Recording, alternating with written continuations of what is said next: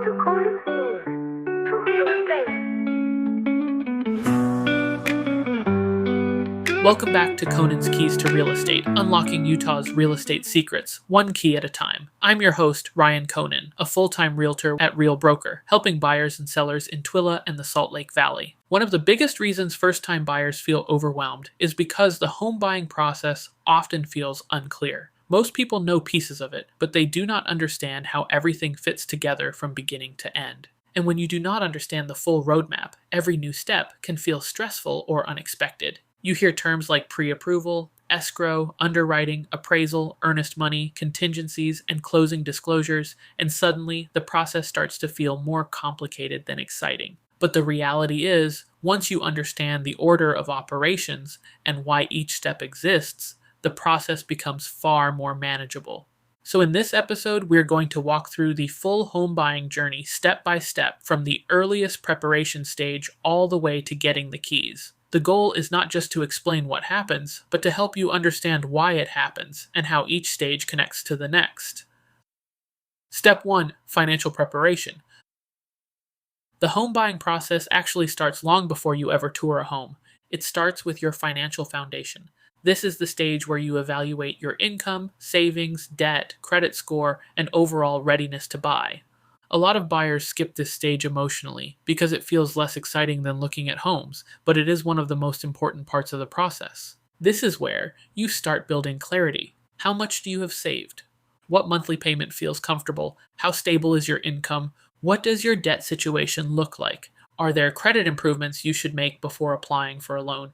These questions matter because they shape every decision that comes afterward. This is also the stage where many buyers realize they are either closer than they thought or where they need a clear plan before moving forward. And honestly, both outcomes are valuable. Because the goal is not to rush into home ownership. The goal is to prepare for it properly.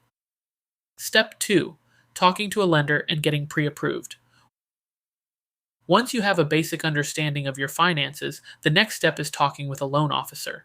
This is where your situation moves from assumptions to actual numbers. A lender reviews your income, debts, assets, employment history, and credit profile to determine what loan options may be available to you. This is also where many first-time buyers experience relief for the first time, because they finally have clarity. Instead of guessing what they can afford, they now have a realistic range and estimated payment. A strong lender does more than issue a pre-approval letter. They educate you. They explain loan options. They explain down payment scenarios. They help you understand monthly payments, interest rates, closing costs, and affordability.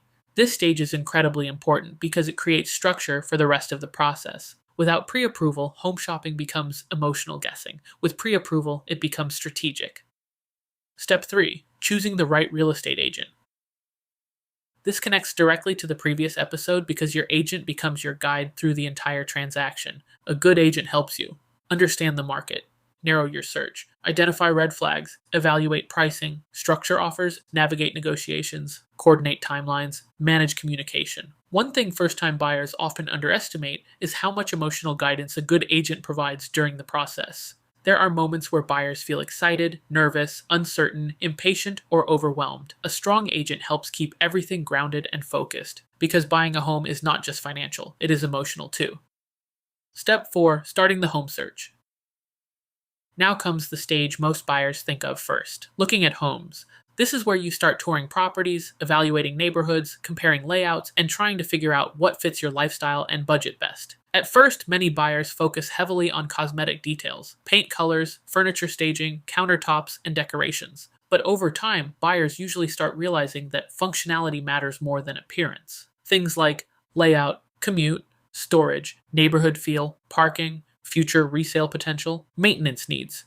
These factors often become much more important after you actually live in the home.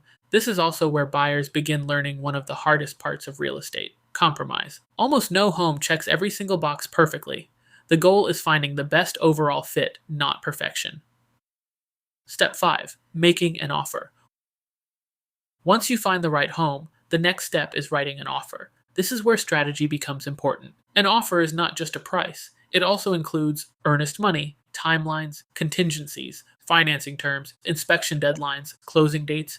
A lot of first-time buyers think offers are simply take it or leave it, but there is much more structure involved than most people realize. This is also where market conditions matter. In a competitive market, buyers may need stronger terms or quicker timelines. In a slower market, there may be more room for negotiation. And this is why having an experienced agent matters so much. They help structure the offer in a way that protects you while still keeping it competitive. Step 6. Offer acceptance and earnest money.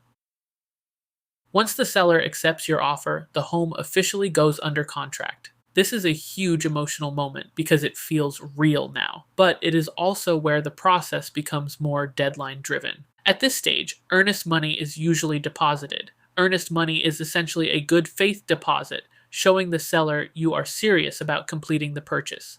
This is also where buyers often feel the emotional shift from excitement to nervousness. Because now there are inspections, financing approvals, appraisals, and multiple moving parts all happening at once, and honestly, this emotional shift is completely normal. Step 7. The inspection period. The inspection is one of the most important stages in the process because it gives buyers a deeper understanding of the home's condition. A licensed inspector evaluates major systems and identifies concerns ranging from small maintenance items to potentially larger issues. One of the biggest misconceptions buyers have is thinking inspections are about finding a perfect home. There is no perfect home. Every property will have findings. The goal is understanding what is normal, what is serious, what is manageable, what may require negotiation. This is where emotions can spike because inspection reports are often long and technical. A good agent helps buyers stay focused on what actually matters instead of panicking over every item on the report. Step 8. Appraisal and underwriting. At the same time inspections are happening, your lender is moving through underwriting and the appraisal process. Underwriting is where the lender verifies all financial information in detail. This includes employment, income, assets, credit, debt, bank statements, documentation consistency. Many buyers are surprised by how detailed this stage feels. And this is where one of the most important rules comes into play. Do not make major financial changes during the process. No new debt, no major purchases, no sudden account changes unless discussed with your lender first. Meanwhile, the appraisal determines whether the home's value supports the purchase price. If the appraisal comes in at value, things continue normally. If not, negotiations or adjustments may happen. Step 9. Final approval and closing preparation.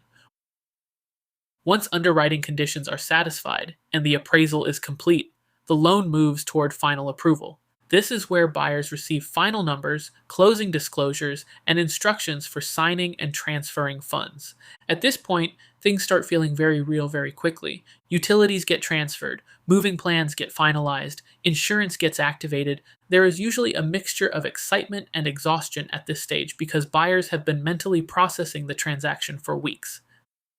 Step 10. Closing day. Closing day is when ownership officially transfers. Documents are signed, funds are transferred, the transaction records, and eventually you receive the keys. For most first-time buyers, this moment feels surreal because the process that once felt confusing and distant is suddenly complete. But what many people do not realize is that closing is not the end of the journey. It is the beginning of home ownership itself. What buyers usually learn after the process. One of the biggest things buyers realize afterward is that the process felt much scarier beforehand than it actually was once they understood it. Most stress in real estate comes from uncertainty, not necessarily difficulty. When buyers understand the process, communicate with their team, and stay organized, things become far more manageable than they originally imagined. And that is really what this entire season has been about. Taking something that feels intimidating and breaking it down into understandable, practical steps. My final thoughts. The home buying process can feel overwhelming when you only see pieces of it at a time, but when you step back and understand the full roadmap, it becomes much easier to navigate with confidence. Every stage exists for a reason, from financial preparation and pre-approval to inspections, underwriting, and closing. The key is staying organized, asking questions, and surrounding yourself with professionals who guide you clearly through each step. Buying a home is not about knowing everything before you begin. It is about learning the process one stage at a time and moving forward with clarity and confidence. This is Conan's Keys to Real Estate Unlocking, Utah's Real Estate Secrets, one key at a time.